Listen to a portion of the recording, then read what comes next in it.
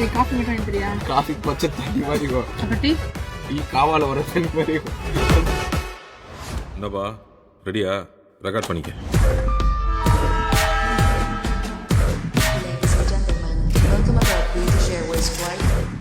Travel பண்ணி கரெக்டாக நம்ம எங்கே வந்து இறங்கணுமோ அங்கே வந்து இறங்கியாச்சு. எங்கே இறங்கி இருக்கோம்? காஷ்மீர்.